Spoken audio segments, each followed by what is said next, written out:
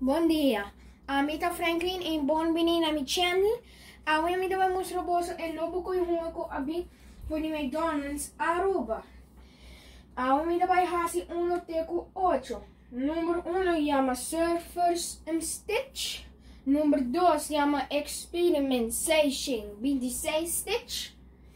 Número 3 chama Cool Stitch. Número 4 chama Setting Stitch. Número 5 chama Ukulele Stitch. Número 6 chama Hula Stitch. Número 7 chama Setting Stitch. Então, número 8, que é de lastro, que chama Miss Hip Stitch. Me dá base para aqui 1.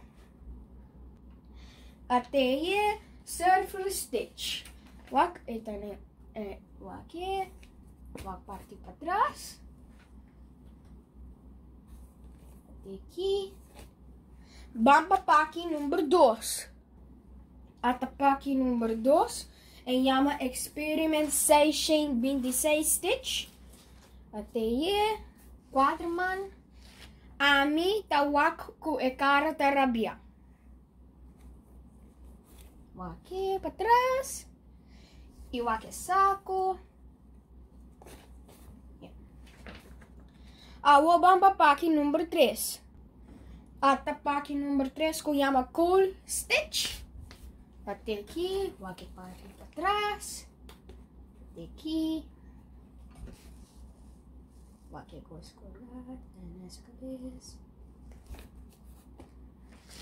Vou vamos para aqui número 4. Até para aqui número 4 que chama Sipping Stitch. Até aí, ele está bebendo coco. Vou para trás. Vou aqui. Vou vamos para aqui número 5. Até para aqui número 5, que chama Ukulele Stitch. Você pode estar tocando guitarra chiquito. Até vamos para trás. Vou aqui. Beat back. E a minha sua cara tá roupa contento. Vou para aqui número 6.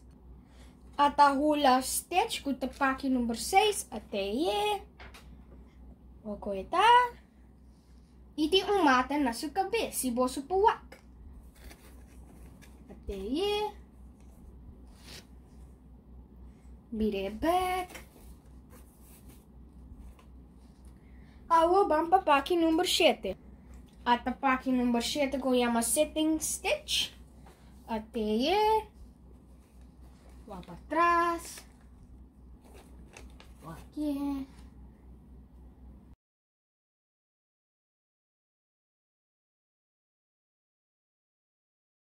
Ok, vamos para aqui número 8.